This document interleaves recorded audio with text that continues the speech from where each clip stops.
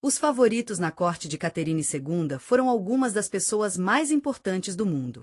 Eles estavam próximos da imperatriz e tinham muito poder. Eles poderiam ajudar a tomar decisões políticas, pressionar pelo que queriam e ajudar a escolher os funcionários. Mas, diferentemente dos favoritos dos monarcas franceses ou ingleses, eles não eram completamente independentes. Caterine ficou de olho neles e garantiu que eles não se tornassem governantes da Europa. O favoritismo era uma grande parte da política naquela época. Luís XIV levantou seus favoritos como conselheiros não oficiais.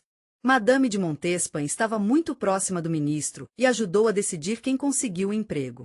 Então, Madame de Pompadour se envolveu em negociações internacionais e ajudou a escolher os embaixadores da Inglaterra sob o Luís XV. Favoritos como Robert Dudley lideraram exércitos e decidiram decisões políticas. Caterine de Médici entendeu como os favoritos poderiam tornar o monarca mais forte ou mais fraco. Orlov foi uma grande ajuda para ajudá-la a chegar ao trono, e ele teve muita influência. Mas quando ele começou a mostrar muita ambição, Caterine decidiu que era hora de seguir em frente. Grigori Potemkin era mais do que apenas um amigo, ele também era um excelente político. Ele ajudou a trazer a Crimeia para a família russa, ajudou a desenvolver as regiões do sul da Rússia e fortaleceu o exército. Depois de terminar seu novo projeto, ele permaneceu uma parte importante do governo. Outros favoritos, como Dmitrieu, Mamonov e Rinsky, também foram importantes, é claro. Korsakov era um homem de seu tempo, e seus talentos eram mais adequados para as diversões temporárias do dia. Os contemporâneos de Caterine, especialmente seus diplomatas estrangeiros, frequentemente falavam dos muitos admiradores da imperatriz com grande entusiasmo. De fato, Caterine foi a força motriz por trás de todas as decisões. Se o favorito se tornasse confiante demais, ele foi morto instantaneamente. Se os favoritos promovessem ideias e as apoiassem, apenas enquanto Caterine achava o ajuste, ela não lhes permitiu ditar a política. Grigori Orlov era um amigo gentil e solidário de Caterine, sempre pronto para ajudá-la quando ela precisava. Caterine se sentiu como alguém de fora na quadra, mas Orlov a recebeu de braços abertos. Ele estava lá para ela quando ela chegou à Rússia aos 16 anos, uma jovem princesa alemã casada com o herdeiro do trono, Peter Fyodorovich. Mas, em vez do futuro brilhante que ela esperava, ela enfrentou desafios, incluindo humilhação e solidão. Seu marido não gostava dela e ela sentiu uma sensação de alienação. Por outro lado, ela foi atraída pelo enigmático rei prussiano, Frederico II, que tinha uma maneira única de mostrar seu carinho e ficou fascinado por soldados de brinquedos. Caterine rapidamente percebeu que sua posição não era tão estável quanto esperava. Ela não teve muita influência, exceto sua aliança com Grigori Orlov. Ele era o completo oposto do marido. Ele era grande, forte e tinha uma olhada viril sobre ele. Ele pode não ter tido um charme tão sofisticado quanto Caterine, e não era de uma família nobre. Seu pai era apenas um oficial de artilharia comum, mas Orlov e seus irmãos fizeram uma carreira nas forças armadas. Ele lutou bravamente nos 7 anos de guerra. Ele era apreciado e respeitado pelos soldados. Todo mundo na corte sabia sobre sua coragem, como ele era honesto e como ele era popular entre as mulheres. Eles provavelmente se conheceram durante um evento e depois se tornaram amigos. Quando Caterine o notou, ela começou a procurar amigos nas forças armadas. Ela sabia que, se não tivesse pessoas do lado dela, poderia estar com problemas. O tempo passou, e Elizabeth Petrovna estava com o passar do tempo, e a morte da imperatriz se aproximou. Tornou-se cada vez mais provável que Pedro III logo deixasse sua esposa. Caterine entendeu que tinha uma escolha. Ela podia esperar e ver o que aconteceria, ou poderia agir. As reuniões secretas que ela estava tendo com Orlov começou como exatamente isso, secreto. Mas com o passar do tempo, eles se tornaram algo mais. Ele era uma das poucas pessoas com quem ela podia conversar abertamente. Ele a lembrou da posição da esposa do herdeiro, mas não escondeu sua admiração por ela. Ele não tentou parecer outra coisa senão quem ele era. O que quer que ele não estivesse com ela, ela se sentiu viva. Eles se encontraram em lugares secretos do palácio, usavam servos de confiança e correspondiam através de notas. Caterine assumiu riscos, mas cada vez que se convenceu de que Orlov não era apenas uma amante, mas uma pessoa que poderia protegê-la. Ela precisava de um aliado de quem pudesse confiar, não uma paixão romântica. Orlov sabia que o exército tinha cor. Nessões e Caterine foram capazes de atrair oficiais para o seu lado, encantando e convencendo-os.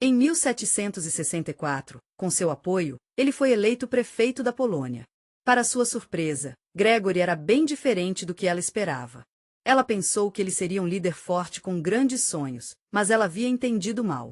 Ele era realmente muito gentil e teve dificuldade em tomar decisões. Ele precisava do apoio da Rússia, e era difícil para ele manter o país firme.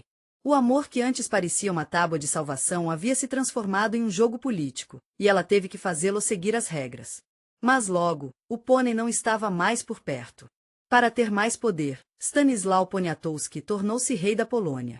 Ele foi capaz de fazer isso graças a Caterine e, desde o início, seu poder dependia da Rússia.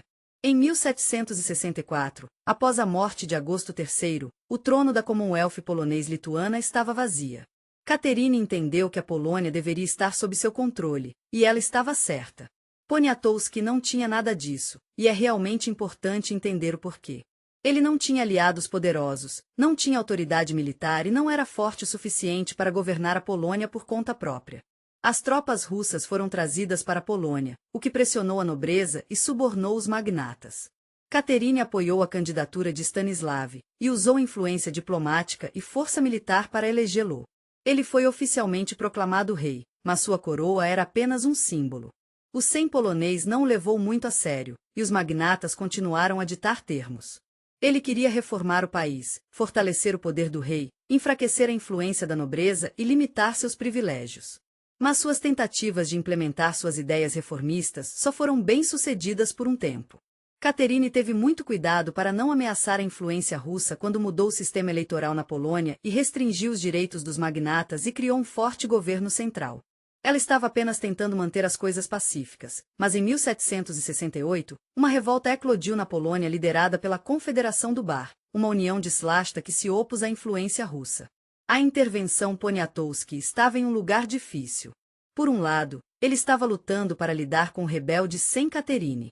Por outro lado, ele confiava cada vez mais nas tropas russas para baixar a revolta.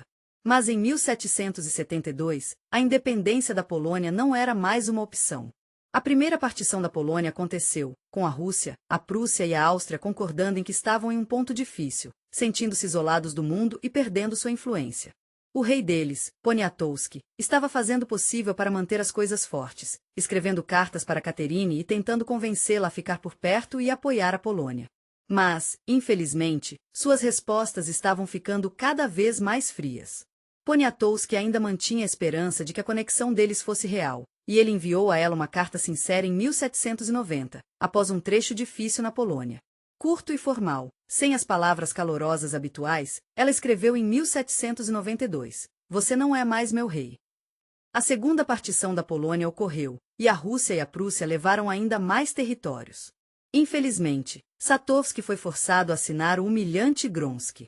A Polônia não tem mais o direito de fazer parte do rei. Novamente, ele esperava o apoio de Caterine e escreveu para ela, sugerindo que ainda havia algumas opções para salvar o Estado, mas ela não considerava mais seus negócios. Em 1794, o levante de Kosciuszka eclodiu. Esta foi a última tentativa dos poloneses para salvar seu país. Caterine perdeu. Em 1795, a Polônia deixou de existir. Poniatowski assinou o ato de abdicação e se tornou o último rei do país desaparecido. Caterine o enviou para o exílio em Grodno. Ele morava lá com oficiais russos vigiando-o por um bom tempo. Depois disso, ele parou de escrever para ela. Infelizmente, Caterine morreu em 1796, e 2 anos depois, em 1798, Grigori Potemkin faleceu. Ele era uma das pessoas mais importantes durante esse período. Ao contrário dos outros favoritos de Caterine II, ele não estava apenas perto da imperatriz, mas também desempenhou um papel ativo na administração do país. Potemkin era um homem incrivelmente dedicado. Ele estava envolvido em política, assuntos militares e desenvolvimento de novos territórios. Ele contribuiu tanto para o desenvolvimento do Império Russo que muitos historiadores o consideram não apenas um favorito, mas também o corrente de Caterine. Seu primeiro encontro ocorreu durante o golpe de 1762, quando Potemkin era um jovem oficial e participou de. Na época, Caterine não prestou muita atenção a Pedro III, mas ele se mostrou um homem com ambições e lealdade ao novo governo. Após o golpe, ele foi promovido.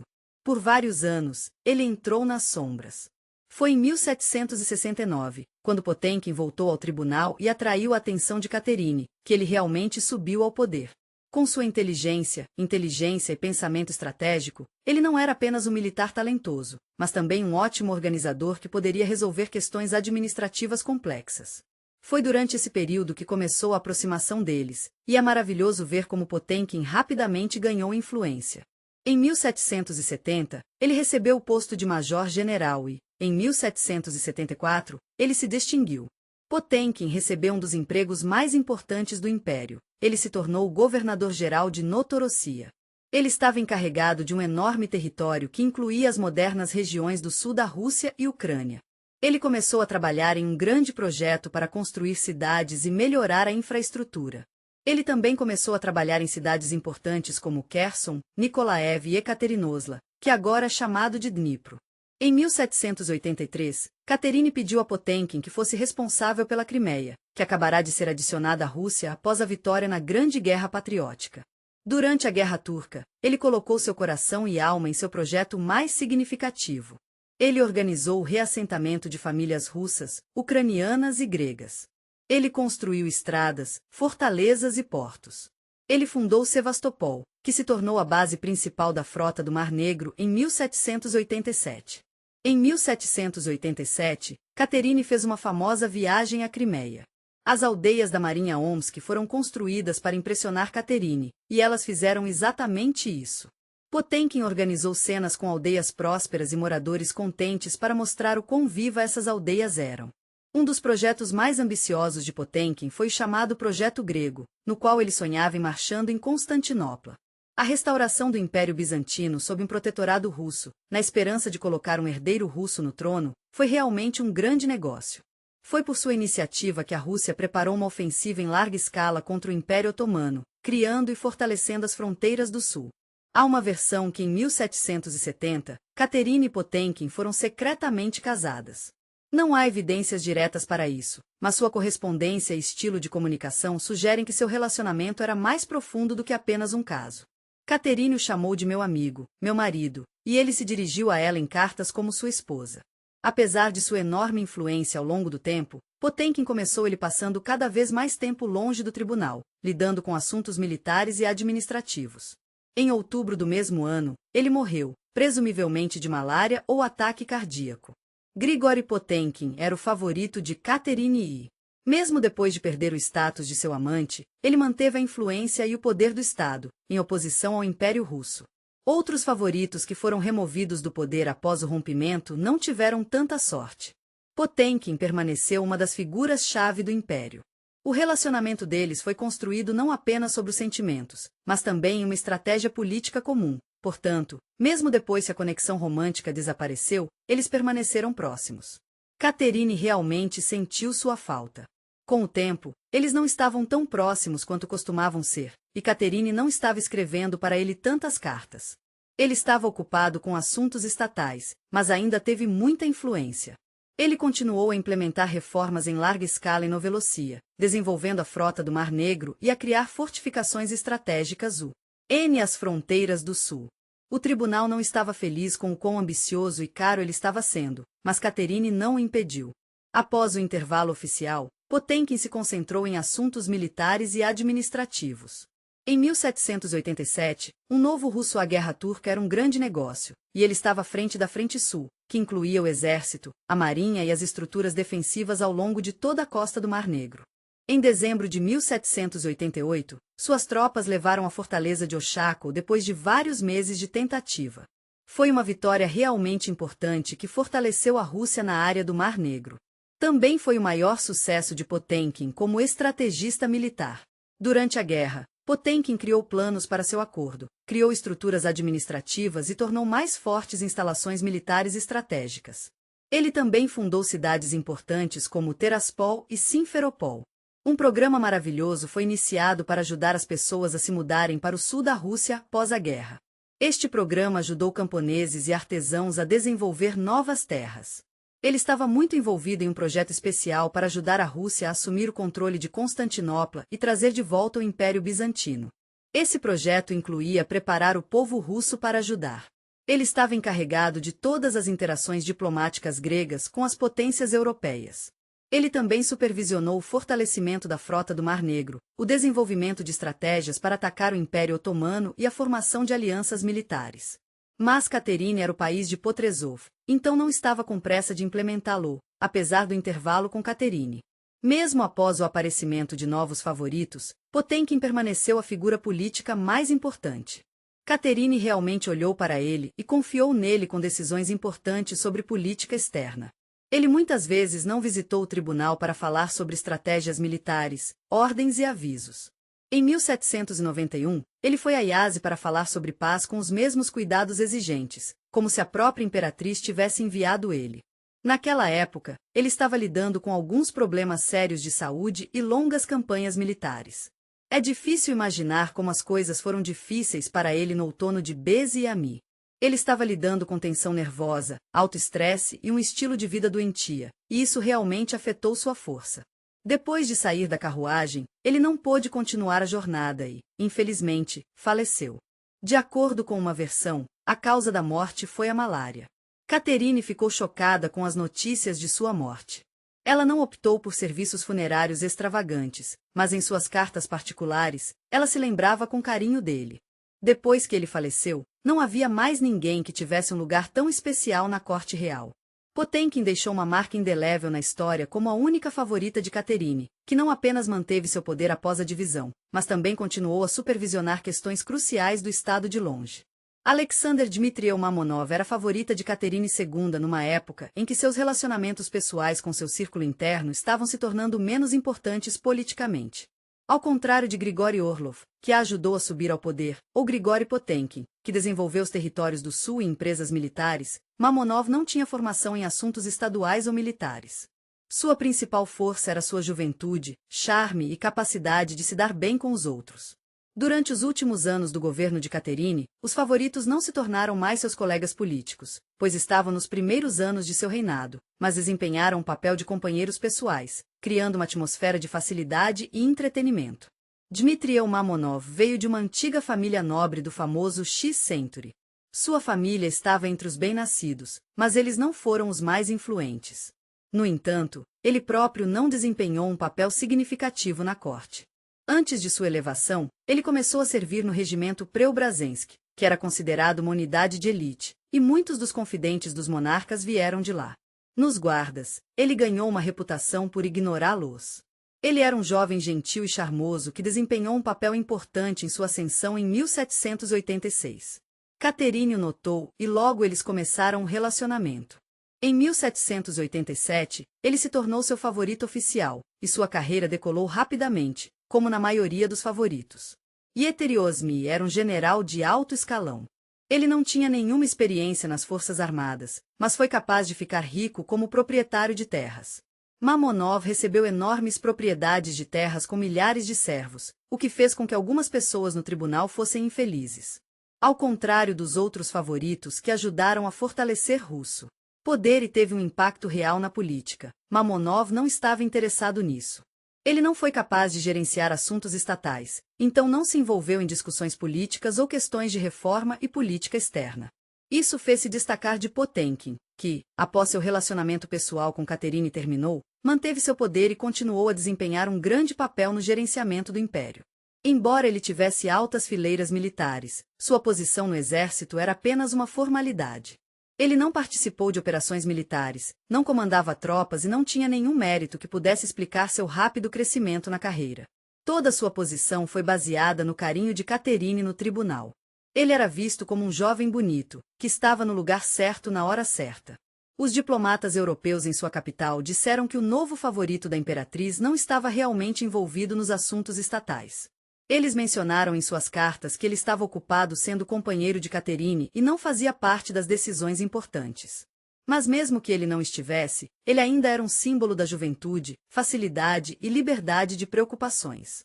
À medida que ela ficou mais velha e a situação internacional ficou mais complicada, ele era o oposto de seus outros favoritos.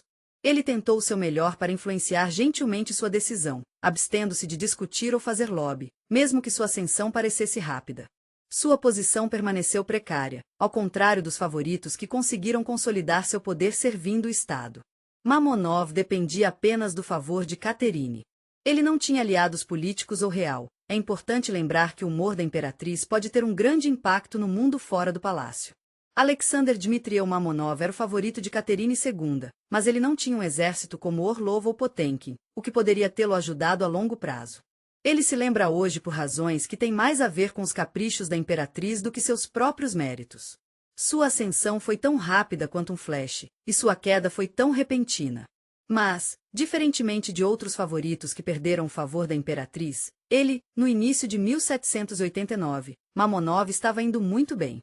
Ele tinha muito poder na corte, possuía enormes propriedades e tinha muito dinheiro. Ele também era um oficial militar de alto escalão. Mas ele era mais do que apenas um jogador político ou um novo favorito. Ele começou sua carreira quebrando as regras tácitas do favoritismo, que eram principalmente sobre favores de caixa. Seus contemporâneos disseram que ele ficou cada vez mais frio com a imperatriz. Ele descobriu que poderia estar um pouco entediado e até um pouco indiferente quando falou com ela. Não foi assim que as coisas foram para Grigori Potemkin, que permaneceu uma das pessoas mais poderosas do império, mesmo depois que ele perdeu seu status como favorito. Mamonov, por outro lado, não usou sua posição para se fortalecer, embora o tenha visto como uma fonte de conforto pessoal. Havia rumores de que ele abrigava sentimentos ternos por uma das damas de Caterine, Daria Shcherbatova. A família de Daria era bastante proeminente, e seus ancestrais ocupavam cargos importantes na corte real. Mas ela era diferente de muitas outras mulheres lá. Ela realmente olhou para Caterine a imperatriz. Ela era uma das mulheres mais respeitadas do tribunal. As pessoas notaram a conexão entre Mamonov e Shcherbatova quando ele começou a mostrar muita atenção a ela. Isso chocou o tribunal. Como os favoritos da imperatriz não podiam se dar ao luxo de tomar essas liberdades, mas os rumores se espalharam rapidamente. Não demorou muito para que Caterine aprendesse a verdade. Sua reação foi emocionante e inesperada. Em vez da raiva e desejo de liberdade que muitos esperavam, ela fez algo verdadeiramente maravilhoso. A imperatriz permitiu que Mamonov se casasse com Shcherbatova, mas com a condição de deixar a quadra para sempre. Um ato tão generoso foi proibido para ela em 1789. No final, Alexander Dmitrievich Mamonov e Daria Shcherbatova ficaram felizes em ir. Ele foi exilado a uma de suas propriedades, perdendo toda a influência e status. Longe do tribunal, Mamonov logo percebeu um erro fatal. A vida de luxo no tribunal é constante, a atenção e as possibilidades ilimitadas desapareceram. Ele se viu em uma propriedade longe das intrigas da capital e rapidamente caiu em desânimo. No começo, ele tentou se acostumar com uma nova vida, mas os anos passados em luxo e ociosidade não o prepararam para isolamento. Alguns de seus amigos dizem que, com o tempo, sua condição piorou. Ele estava deprimido, começou a evitar outras pessoas e depois ficou muito triste com sua religião. Algumas fontes dizem. Ele até começou a pensar que seu exílio era o castigo de Deus por trair os outros. Shcherbatova, que era muito dedicado a ele, tentou apoiá-lo, mas não ajudou. Ele morreu em 1823, várias décadas após o exílio. Embora sua vida tenha terminado longe, todos estavam falando sobre a história de sua queda na comitiva de Caterine. O pobre Mamonov nunca recuperou sua vida antiga, e sua história mostrou que mesmo os favoritos que têm tudo podem perder tudo com um passo errado. Platon Alexandrovich Zubov entrou na vida de Caterine II nos últimos anos de seu reinado, e ele foi o último favorito dela. Sua elevação mostrou a mudança de pessoal. As preferências da imperatriz e a evolução da instituição do favoritismo na Rússia são realmente interessantes. Se os favoritos de Caterine eram principalmente líderes militares e políticos como Grigori Orlov ou Grigori Potemkin mais cedo, até o final de sua vida, era diferente. Zubov pode não ter sido mais talentoso, mas ele ainda conseguiu ficar perto de Caterine e ter um grande impacto em seu círculo e política interior. A história de Zubov começa em 1767, quando ele nasceu de uma família nobre que estava enfrentando dificuldades financeiras. Embora sua família não estivesse entre os clãs aristocráticos mais proeminentes da Rússia, a jornada de Zubov começou lá. Quando se conheceram, ele estava orgulhosamente servindo na Guarda Nacional, um regimento de cavalaria que sempre foi uma das unidades mais respeitadas do exército russo. Aqui, jovens nobres como Zubov tiveram a oportunidade de crescer e avançar, mesmo que não tivessem muita experiência militar. Ele era um homem muito bonito, sempre sorrindo e muito educado. Ele tinha mais de 60 anos quando conheceu a imperatriz, e ela rapidamente se tornou a favorita dele. Ela ficou impressionada com a juventude dele, a graça e o charme natural, e o aproximou dela. Dentro de alguns meses, ele recebeu enormes propriedades, títulos e honras. Em um ano, ele se tornou general ajudante, então general, herói e 2 anos depois, general e chefe. Ele era diferente dos favoritos dos anos anteriores. Suas fileiras eram mais decorativas. Ele não estava interessado no serviço militar e não participou do desenvolvimento de empresas militares. Apesar da falta de experiência em Pogo, seu Mini, e através dele, muitos compromissos importantes começaram a ocorrer. Ele se tornou um intermediário entre a imperatriz e seus ministros, cortesãos e autoridades, que tentaram curar seu favor. Ele ganhou que tinha um talento especial para questões financeiras e a distribuição das receitas do Estado. Eu direi, do pária, não foi ditado pelo interesse. Mas, mais do que tudo, Zubou foi criticado por sua extravagância e sede de riqueza. Caterine lhe deu palácios, joias e enormes somas de dinheiro, mas os gastou com facilidade, organizando bolas luxuosas e vivendo em uma atmosfera sem precedentes de orgulho e arrogância, segundo diplomatas estrangeiros. Sua capital, o último favorito da imperatriz, estava se comportando mais como um governante oriental do que um estadista, que deve ter sido frustrante para todos os envolvidos. Apesar da falta de méritos reais, o dedicado Zubou tentou participar da política externa. Em 1792, a Rússia iniciou uma nova guerra com o Império Otomano. Embora a verdadeira liderança tenha sido experiente general, Zubou foi nomeado curador de fato da guerra. Em 1794, ele acompanhou o exército russo em uma campanha contra a Pérsia que fazia parte de uma grande estratégia geopolítica russa na região. Embora ele não tenha participado da luta, seu nome apareceu em documentos oficiais como um dos organizadores da empresa no tribunal. Mas isso não era nada comparado ao papel de Potemkin. Zubou não tinha aliados leais nem apoio militar. Independente do peso político, todo seu poder foi mantido exclusivamente pelo favor em dinheiro de Caterine. Ao contrário de Potemkin, que permaneceu mesmo após o fim de seu relacionamento com a imperatriz, Zubou ainda era muito importante para ela. A própria Caterine escolheu olhar além de suas deficiências e ignorou as críticas das pessoas ao seu redor. No entanto, sua posição era muito mais precária do que ele poderia imaginar. Na noite de 17 de novembro de 1796, Caterine sofreu um derrame e morreu algumas horas depois de manhã. Platão Zubou foi escoltado, fora do palácio pelo novo Impora, que odiara um favorito a vida toda. Sua mãe imediatamente o despojou de todos os seus postes e o enviou para o exílio. Este foi um final triste para a carreira do último favorito de Caterine. Sua ascensão e queda mostraram como a fada Rússia. O favoritismo havia mudado. Se os favoritos pudessem desempenhar um papel importante no governo do país antes, então, no final do reinado de Caterine, eles se transformaram cada vez mais em cortesãos. Platão Zubou era um homem com um grande coração. Ele pode não ter sido político ou reformador, mas era um amigo querido de Caterine II. Ele foi a última pessoa a manter Caterine no trono e permaneceu ao lado dela até a morte dela. O nome dele está sempre associado aos últimos dias de sua vida. A versão dos eventos diz que a imperatriz faleceu de um derrame. Sua morte levou a muitos rumores, suspeitas, conspirações e lutas de poder na corte russa. Estes sempre foram uma grande parte da política. Numa época em que muitas pessoas esperavam que ela fosse embora, a principal beneficiária de sua morte era seu filho, Pavel. Embora Caterine não gostasse do marido e rumores de que estivesse prestes a ser deposta a favor de seu neto, Alexander, estava com ela nos últimos anos da vida da imperatriz. Com o passar do tempo, sua comitiva se tornou cada vez mais unida e, infelizmente, sua saúde piorou. Mesmo que ela ainda estivesse forte, Caterine tinha alguns feitiços tontos e problemas para respirar. Isso pode ser um sinal de problemas de fluxo sanguíneo, ou mesmo um derrame. Mas, felizmente, não havia outros sinais sérios dela morrendo em breve. Ela continuou trabalhando nos assuntos estatais e conversando sobre campanhas militares contra o Império Otomano e a Pérsia estavam se preparando para fazer novos decretos em 5 de novembro. Em 1796, o dia passou com toda a atividade usual. A Impris leia relatórios, falou sobre questões importantes e se reuniu com embaixadores à noite. A atmosfera animada habitual encheu o palácio de inverno, mas já havia conversas ansiosas entre aqueles próximos a ela. Pavel, que estava esperando por seu destino por muitos anos, aumentou sua influência no tribunal. Muitos aristocratas estavam preocupados com as mudanças que acontecem tão rapidamente entre os favoritos. Eles entenderam que seu destino dependia do favor da imperatriz. Zubov, que se tornou muito rico e importante, também estava preocupado. Ele não tinha força militar no caso da manhã seguinte, 6 de novembro, houve uma mudança no poder. Caterine, como sempre, acordou cedo e a encontrou inconsciente. Isso causou pânico entre os próximos a ela.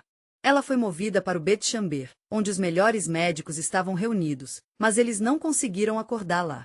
A imperatriz nunca chegou a seus sentidos, e algumas horas depois, neste momento, houve uma corrida no palácio. Pavel foi imediatamente ao Palácio de Inverno para levar o poder em suas próprias mãos. E Zubov, que estava fora a manhã toda, ele era uma das pessoas mais poderosas do império, mas logo se viu longe do centro dos eventos. As circunstâncias que cercavam sua morte foram misteriosas e algumas suspeitavam uma conspiração. Aqueles que suspeitavam de uma trama apontaram a rapidez com que Paulo assumiu o poder e a rapidez com que Zubov e outros favoritos foram removidos. Eles nomearam os apoiadores de Paulo e as pessoas que poderiam estar envolvidas na trama. Pavel sempre foi aberto sobre como ele se sentia sobre os favoritos de sua mãe, especialmente Zubov, a quem ele pensou ser o exemplo perfeito dos problemas do tempo dela como imperatriz. Platon Zubov estava em um lugar difícil. Ele estava perto da imperatriz nos últimos dias, então sabia do plano que está sendo feito para se livrar dela. Mas ele também estava preocupado com o fato de poder ser expulso do palácio logo após a morte dela. Quando a morte chegou, parecia um pouco rápido demais. Isso fez as pessoas pensarem que ele poderia saber mais do que deixou transparecer, ou que ele poderia ter sido alguém que as novas autoridades queriam se livrar. As pessoas que o conheciam disseram que ele parecia chocado, como se não estivesse pronto para que as coisas terminassem tão rapidamente. Se ele soubesse de um possível plano para derrubá-lo, ele claramente não sabia o quão rápido as coisas mudariam. Os historiadores ainda falam sobre se ele estava envolvido em alguma coisa, mas não têm certeza. Eu entendo que você está se perguntando se havia uma conspiração. Eu gostaria de poder lhe dizer que havia evidências diretas de que Caterine foi envenenada ou que alguém deliberadamente causou sua morte. A vida na corte de Caterine II estava cheia de brilho e luxo, mas também estava cheia de uma luta oculta por influência. Os favoritos tiveram um papel fundamental nessa luta. Sua posição não se limitou ao papel dos satélites financeiros imperiais. Em alguns casos, eles também estavam envolvidos em empresas militares. No entanto, o caminho para o favoritismo era uma situação complicada, com muita intriga, nos bastidores. Cenas lutas e os meandros da política judicial. Os favoritos de Caterine não apareceram. Ela realmente valorizava a inteligência, o carisma e a perspicácia política. Por exemplo, Grigori Orlov, um de seus primeiros favoritos, não era apenas um amante, mas também um jogador importante no golpe de 1762 que trouxe Etericrim ao país como corrulera. Ele inspirou a imperatriz de muitas maneiras. Ele também estava lá para a anexação da Crimeia e o desenvolvimento dos territórios do sul. A maioria dos candidatos ao papel de favorita eram oficiais de guardas. Os guardas da vida dos regimentos Preobrazhensky e Semionovsk, bem como os guardas de cavalos, serviram como uma espécie de reserva de pessoal. A imperatriz escolheu seus confidentes deste grupo. Eles procuraram atrair sua atenção. Mas também houve intrigas judiciais e o apoio que você ficará feliz em saber que vários grupos influentes tiveram um papel importante. Senhoras do tribunal, damas em espera e até embaixadores estrangeiros poderiam promover seus protegidos. Um exemplo é Stanisław Poniatowski, o futuro rei da Polônia. A embaixadora da NLF, Char Williams, desempenhou um papel importante em sua aproximação com Caterine, mesmo antes de sua adesão ao trono. Poniatowski se tornou seu favorito não apenas por causa de seu charme pessoal, mas a luta por um lugar ao lado da imperatriz não era apenas sobre quem era o melhor. Foi também sobre quem tinha as melhores conexões. Havia muito drama acontecendo nos bastidores. Uma das histórias mais interessantes foi sobre Alexander Dmitriev Mamonov. Ele era o favorito de Caterines em 1786. Então, em 1789, ele se apaixonou pela dama de honra, Daria Shcherbátová. As outras damas do tribunal disseram a todos o que aconteceu. Isso foi para Caterine, a imperatriz. Quando ela aprendeu sobre a traição, ela se afastou. O confidente de Caterine tinha uma reputação de ser um causador de problemas. Ela era conhecida por mexer as coisas e às vezes até fazer acusações de traição. Por outro lado, as outras mulheres em espera promoveram seus protegidos, esperando que um novo favorito lhes proporcionasse influência. Mesmo quando um homem se tornou um favorito, ele não se sentia completamente seguro. O menor erro pode levar à sua queda, assim como para Platon Zubov, o último favorito da posmiemi-isvo de Caterine, todos os tuve privilégios. Então, os favoritos de Caterine não eram apenas amantes, mas também jogadores em um jogo político complexo. Sua ascensão dependia não apenas de suas habilidades e charme, mas também de sua capacidade de manobrar através das intrigas da corte. Evitar as armadilhas que Xavier poderia montar seria a última coisa em suas mentes.